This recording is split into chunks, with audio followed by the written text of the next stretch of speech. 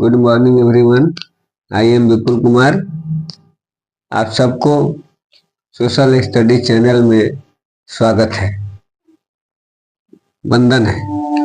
और हम लोग आज शुरू करने जा रहे हैं poverty as a challenge. Economics है, क्लास 9th है और उसका 3rd चैप्टर है पॉवर्टी एज ए चैलेंज। इसमें हम लोग शुरू किए हैं, कुछ बात भी किए हैं। आज हम लोग बात करेंगे कि पॉवर्टी का डिटर्मिनेशन कैसे किया जाता है, कैसे कहेंगे कि कोई पुअर है, कैसे कहेंगे कि पुअर नहीं है। तो इसके लिए एक लाइन, इमेजिनरी लाइन खींचते हैं, जिसको आज हम लोग बात करेंगे पॉवर्टी लाइन। पॉवर्टी लाइन के बारे में बात करें। पॉवर्टी लाइन मतलब वैसा इमेजिनरी लाइन जिससे यह निर्धारित होता है कि कौन गरीब है और कौन गरीब नहीं है ना। जिसको हम लोग जैसे एपीएल बीपीएल के बारे में आप लोग जानते होंगे। APL above poverty line, below poverty line. अभी क्या होता है इसमें हम लोग अभी जानेंगे और बेहतर तरीके से जानेंगे, है ना। ये होता क्या है, यह है ये लाइन है। कैसा लाइन है? इमेजिनरी लाइन है ना। कैसा लाइन है जी? इमेजिनरी लाइन, इमेजिनरी लाइन है। मतलब जो केवल काल्पनिक है, रियल में है नहीं। रियल में ढूंढने जाइएगा लाइन तो कहीं नहीं मिलेगा, कल्पना किया गया है। अब ये कैसे डिटरमाइन किया जाता है? इट इज डिटरमाइंड बाई, इसका बेस क्या है? Base of imaginary line. इस इमेजिनरी लाइन का बेस क्या है? ये पॉवर्टी लाइन, या आप कहिए पॉवर्टी लाइन। पॉवर्टी लाइन क्या बेस है कि इनकम है, कि इनकम और क्या? कंजम्पशन। मतलब आपका इनकम कितना है और कंजम्पशन कितना है। मतलब कम से कम कितना इनकम होना चाहिए तो आप पॉवर्टी लाइन के ऊपर होंगे, मतलब पुअर नहीं होंगे। और कितना कंजम्पशन करते हैं महीना में, एक महीना में, तो अब आप पॉवर्टी लाइन के ऊपर होंगे, मतलब गरीब नहीं होंगे। फिर कैसे हम लोग डिटरमाइन करते हैं? तो इनकम और कंजम्पशन के आधार पर पॉवर्टी लाइन का डिटर्मिनेशन होता है। अब कैसे कहेंगे कि पुअर नहीं है?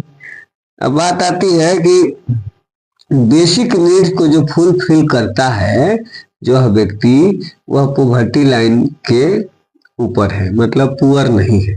तो बेसिक नीड्स क्या होता है जी? तो आइए देखते हैं हम लोग क्या।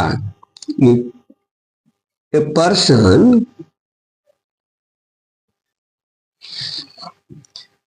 इज कंसीडर्ड, एक पर्सन को माना जाता है, रखा जाता है क्या? Considered poor. पुअर कब मानते हैं? इफ हीज और हर इनकम, अगर उसका इनकम और कंजम्पशन, इनकम या consumption level falls below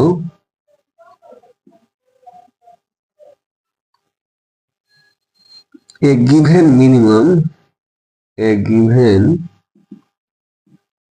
minimum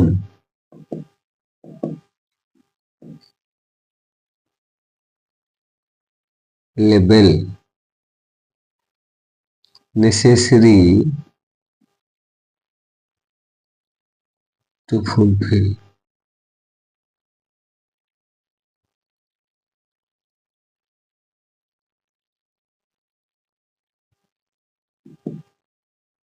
the basic need।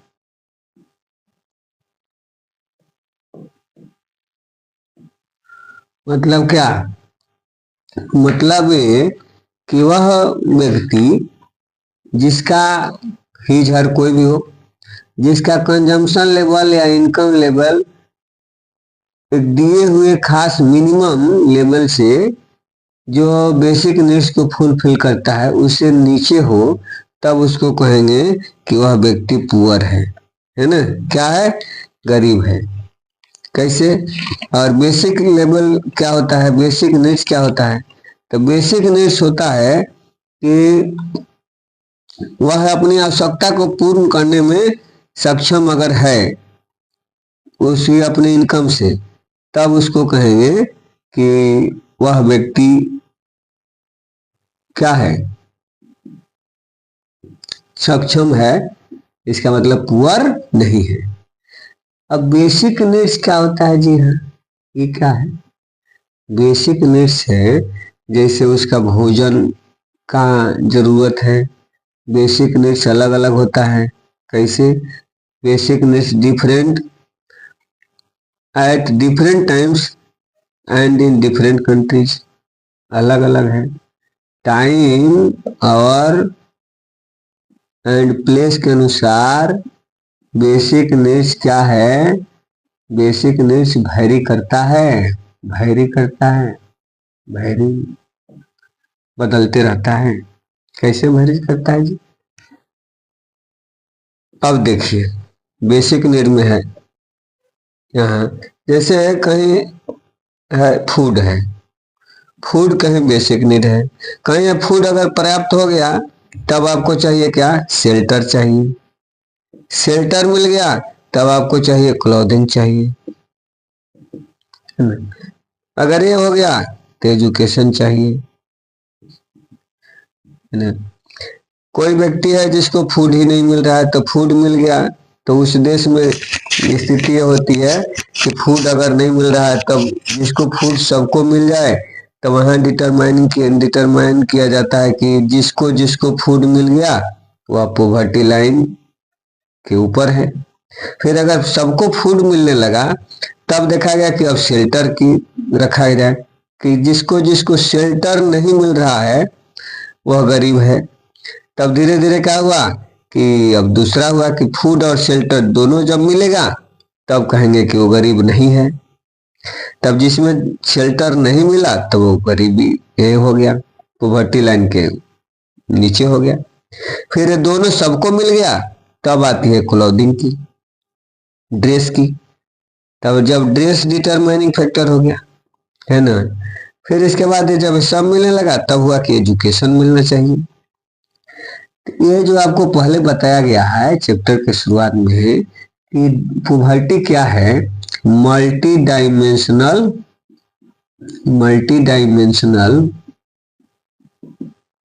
Problem है। मतलब क्या, इसका अंत नहीं है। जैसे फूड हो गया, शेल्टर हो गया, फिर क्लोथिंग हो गया, फिर एजुकेशन हो गया, तब आपको लगेगा कि नहीं ड्रिंकिंग वाटर मिलना चाहिए सबको, साफ सुथरा ड्रिंकिंग वाटर हो गई। फिर अगर ड्रिंकिंग वाटर मिल गया तब बोला कि रिस्पेक्ट मिलना चाहिए पूरे समाज में, रिस्पेक्ट मिलना चाहिए तब कहते फ्रेश एयर मिलना चाहिए, एयर मिलना चाहिए। एयर मिलने लगा तब कहिए वातावरण शुद्ध होना चाहिए, पेड़ पौधे होने चाहिए। ये सारे डिटरमाइनिंग फैक्टर बढ़ते रहता है। इसी तरह समय के अनुसार, जैसे पहले पुराने जमाने में अगर फूड ही मिल जाता है तो अमीर हो गया, बस उसको गरीब नहीं है। फिर इसके बाद शेल्टर क्लॉथिंग मिलने लगा तो अब एजुकेशन नहीं मिलेगा तो गरीब हो गया, ड्रिंकिंग वाटर नहीं मिलेगा तो गरीब हो गया। अब देखिए एग्जाम्पल में क्या है कि बात ये आती है कि अभी सारे चीज है, क्या फूड है, क्लॉथिंग है, इसमें फ्यूल है, अभी जोड़िए इसको, ये हटाइए।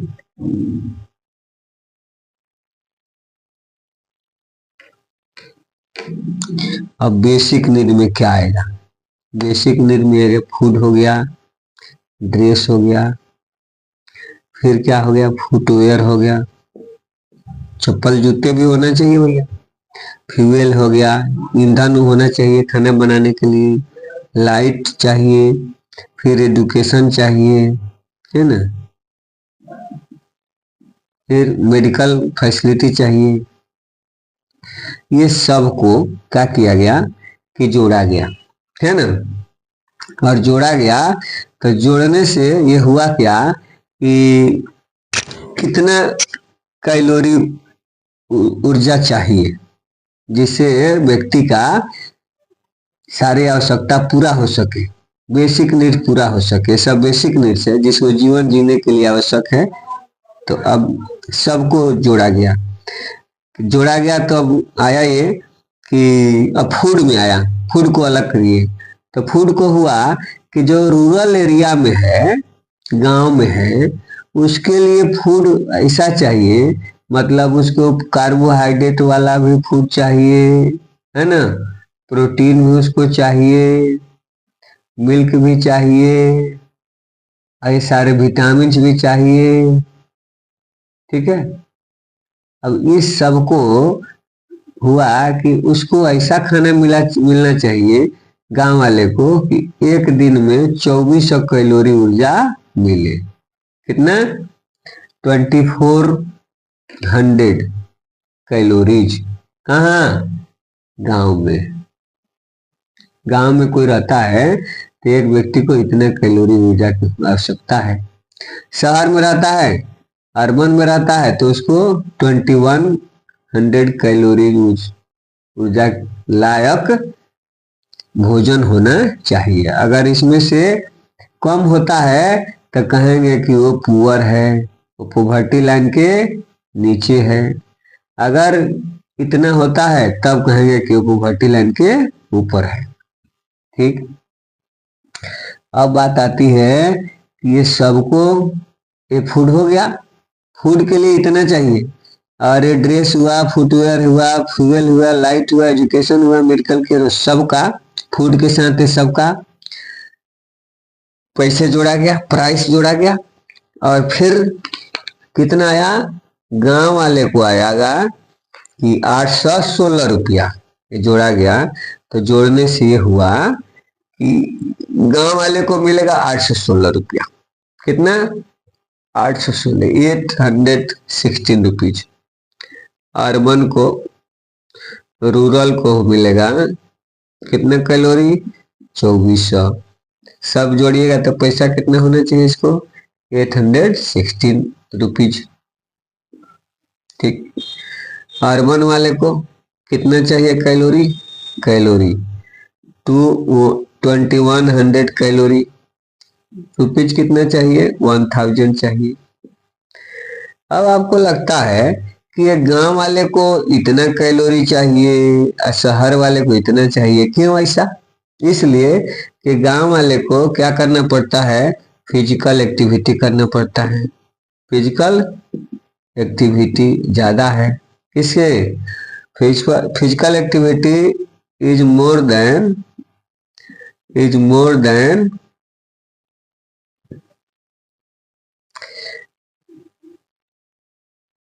Rural person, urban person, more than urban, है ना। रूरल जो है, रूरल के लिए फिजिकल एक्टिविटी ज्यादा है अर्बन से, तो इसलिए इसमें 2400 कैलोरी चाहिए और इसको 2100 कैलोरी चाहिए।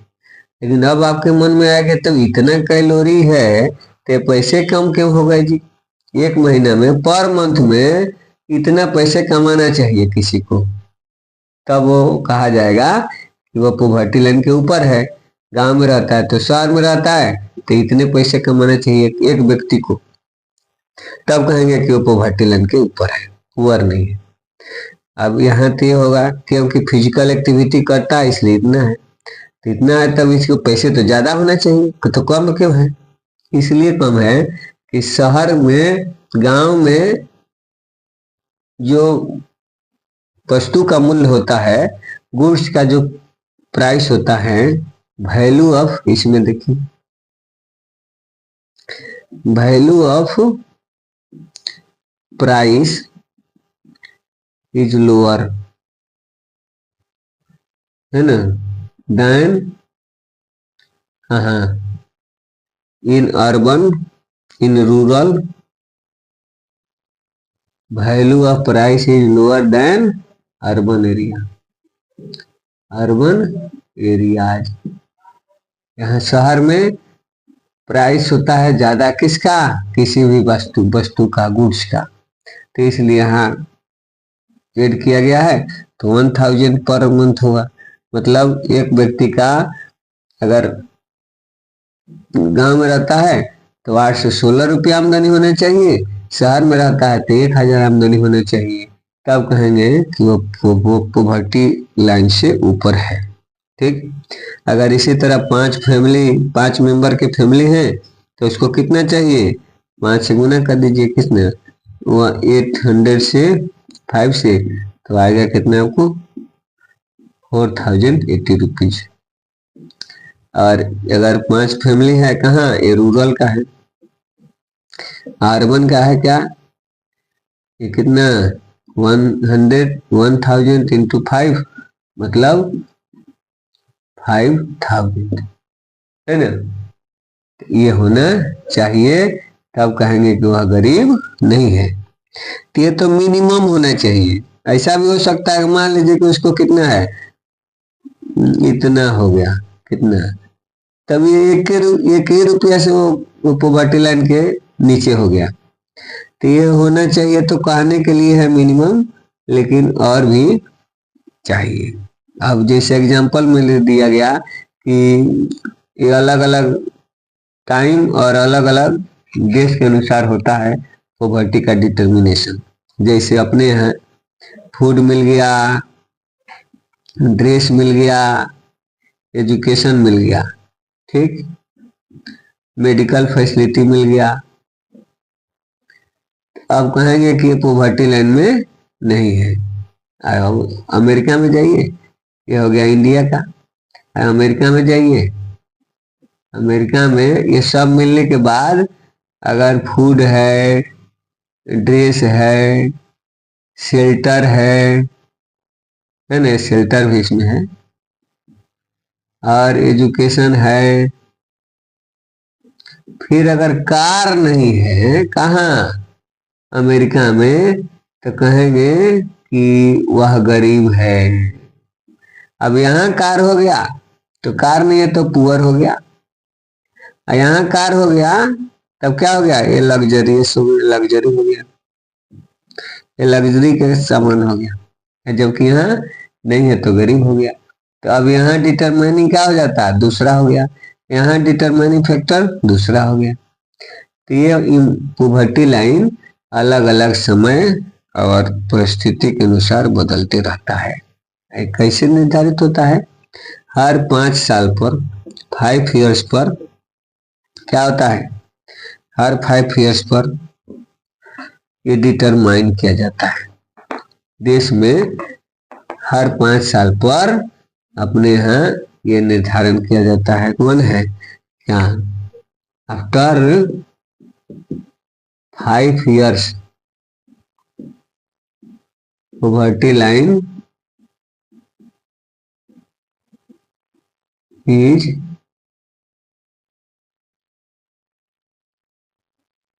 renewed किया जाता है, नयाकरण किया, पुनः बनाया जाता है, रिवाइज कर सकते हैं, इसको रिवाइज किया जाता है, नया किया जाता है। किसके द्वारा, बाई एक संस्था है, NSSO, क्या है, national sample survey, national sample survey organisation. ये संस्था है जो हर 5 साल पर पॉवर्टी का निर्धारण करती है ना, नेशनल सैंपल सर्वे ऑर्गेनाइजेशन। अब ये हो गया पॉवर्टी लाइन का ये कैसे डिटर्मिनेशन होता है, ये बात हो गई।